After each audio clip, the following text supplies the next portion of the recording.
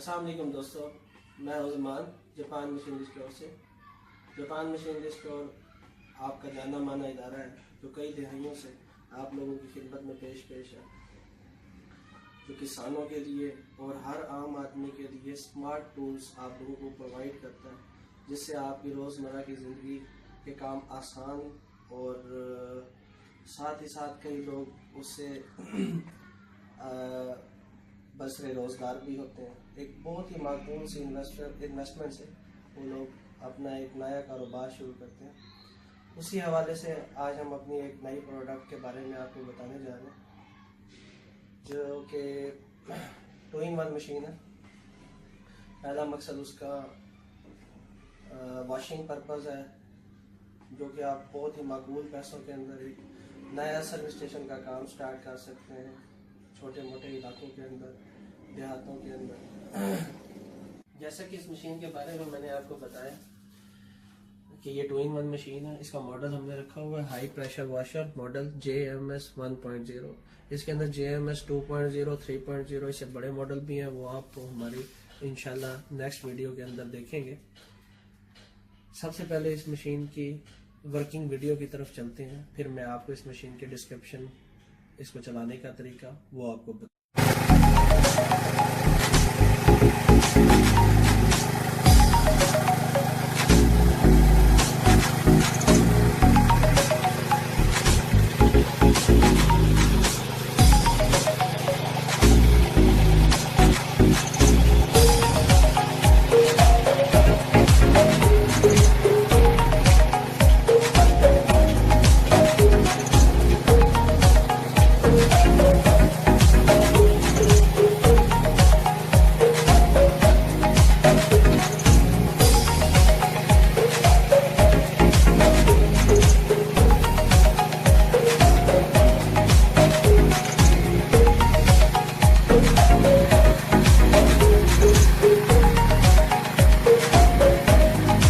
Video देखने के बाद आप लोगों को मैं इस मशीन के बारे में बता दूं कि इसको चलाने का तरीका क्या है और इसे आप क्या क्या काम कर सकते हैं।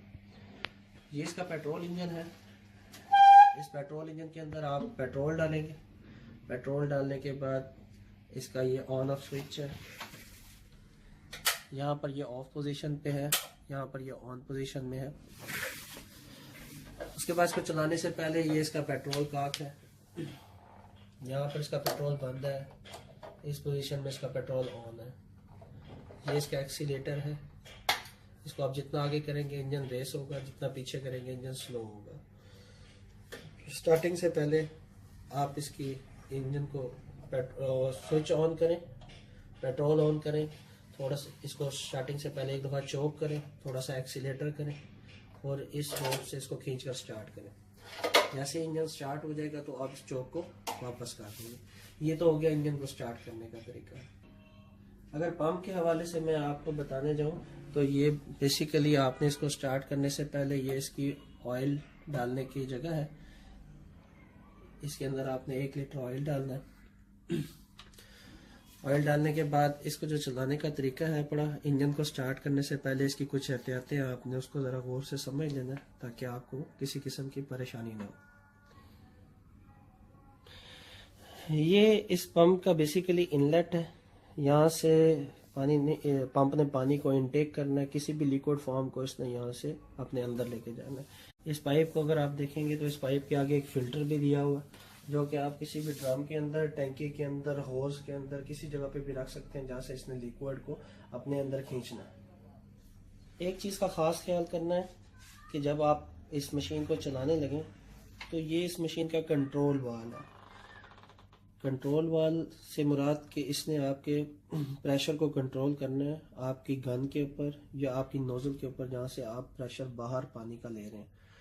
जब भी आपने इसको स्टार्ट करना है, इस चीज़ का ख़ास ख्याल करना है कि ये इस पोजीशन के अंदर, इस पोजीशन पर होना चाहिए, ना कि इस पोजीशन के ऊपर। यहाँ पर जब आप इसको कर देंगे तो सारा जितना भी लिक्विड, जितना भी पानी पंप अपने अंदर ले रहा है वो उसने बाहर निकालना है। अगर ये इस पोजीशन पर होगा तो ये इसका वापसी का पाइप है, जो कि वापस जिस टैंक के अंदर आपका ये वाला पाइप जा रहा है उसी टैंक के अंदर ये वाला पाइप जाएगा, ताकि जो पानी इनटेक हो रहा है वो वापस दोबारा टैंक में जाता रहे।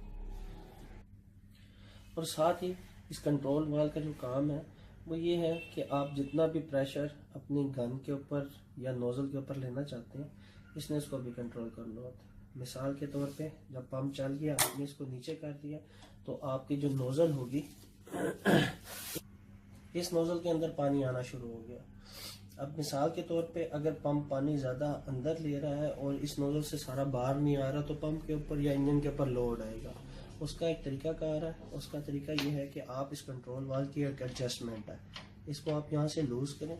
आप जितना इसको खोलते जाएंगे, जितना इसको लूज़ करेंगे एंटी क्लॉकवाइज, तो ये पानी ज़्यादा वापस की तरफ भेजेगा, वापसी दोबारा आपके टैंक में जा रहा होगा, और कुछ पानी जो है वो आपकी नोज़ल के ऊपर आ रहा होगा। आप देखें जहाँ पे आपकी नोज़ल का प्रेशर ठीक है, जहाँ पर पंप के ऊपर लोड नहीं आ रहा, आप इसको वहाँ पर एडजस्ट करके और टाइट कर दें। अगर इसकी नोज़ल में पानी कम आ रहा है तो आप इसको थोड़ा टाइट कर देंगे तो पानी नोज़ल में ज़्यादा आएगा, लूज़ करेंगे तो पानी थोड़ा वापस जाएगा ज़्यादा। और इसको यहाँ से जब आप टाइट कर देंगे तो ये एक दफ़ा एडजस्टमेंट हो जाएगी। मोस्टली हम लोग एडजस्टमेंट करके भेजते हैं ताकि आपको किसी किस्म की परेशानी ना हो, लेकिन फिर भी आपको बताना ये ज़रूरी है ताकि इन फ्यूचर अगर आप इसको छेड़ते हैं या आपको मालूम होना चाहिए कि इसका काम क्या है। आप सोच रहे होंगे कि ये बाकी जो इसके अंदर बाकी और चीज़ें हैं उनका क्या काम है, तो मैं आपको वो भी बताता जाऊँ। ये इसकी प्रेशर गेज है जिससे मशीन अपना प्रेशर बताती है। ये ग्रीन जहाँ तक आप देख रहे हैं सिग्नल, इस ग्रीन तक पंप के ऊपर मतलब इससे इतना प्रेशर लेना चाहिए। जो येलो साइन है उसका मतलब है कि थोड़ा आप कॉन्शियस हो जाएं कि आप पंप पर लोड ज़्यादा आ रहा है, और रेड साइन जो होता है वो इंतहाई गलत है। तो कोशिश करेंगे आपकी जो ये मीटर की गेज है ये ग्रीन साइन तक रहनी चाहिए, जिसमें ये सही चलता रहेगा। अगर इस स्टील बॉटल की बात करें तो इसको बेसिकली प्रेशर बॉटल कहते हैं। इसका जो काम होता है वो सिर्फ और सिर्फ ये है कि जो आपका पाइप होगा जहाँ से आप प्रेशर ले रहे हैं बाहर, उसके ऊपर किसी किस्म की वाइब्रेशन नहीं आनी चाहिए। सर्विस स्टेशन के काम के हवाले से हमने इसकी जो आउटपुट ली है वो हमने इसकी यहाँ पर साइड पर एक आउटपुट होती है उस जगह से ली है। जब आप स्प्रे के हवाले से एग्रीकल्चर के अंदर ज़राअत में स्प्रे के हवाले से जाएंगे तब हम यूज़ करेंगे इन काक्स को। जब आप सर्विस स्टेशन के लिए यूज़ करें तब आप इन काक को बंद रखें, और ये आपका यहाँ से हमने इसकी एक अटैचमेंट दे दी है ताकि यहाँ से आप जो आपका पानी है वो यहाँ से आउटपुट होता रहे।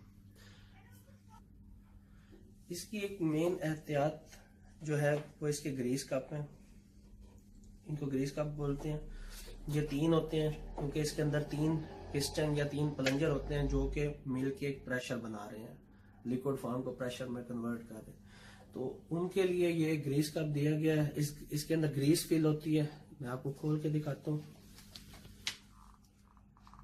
अभी इस टाइम इनके अंदर तीनों के अंदर ग्रीस फिल है जैसे कि आप देख रहे हैं। इसका तरीकेकार ये है कि आप कुछ टाइम के बाद इसको थोड़ा थोड़ा टाइट करते रहें ताकि ग्रीस जो है वो अंदर की तरफ जाती रहे। एक टाइम ऐसा होगा कि ये फुल नीचे तक बैठ जाएंगे, इसका मतलब इनके अंदर ग्रीस खत्म होगी, और ये इतनी जल्दी नहीं होता।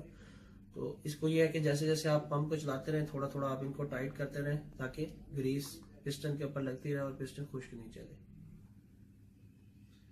उम्मीद करता हूँ आपको मेरी वीडियो पसंद आई होगी। अगर वीडियो पसंद आई है तो इसको अपने दोस्तों के साथ शेयर करें, और प्लीज़ हमारे चैनल को सब्सक्राइब करें, और नीचे दिए गए बेल आइकन को लाजमी क्लिक कर दें ताकि हमारी हर आने वाली नई वीडियो आप तक बर वक्त पहुँच सके। बाकी मशीन की प्राइसेस मैं डिस्क्रिप्शन के अंदर इंशाल्लाह बता दूंगा, आप वहाँ पर चेक कर सकते हैं। मज़ीद हमारा कॉन्टैक्ट नंबर भी है, आप हमें कॉल करके भी रेट पता कर सकते हैं। आपसे मुलाकात होगी इंशाल्लाह हमारी नेक्स्ट वीडियो में।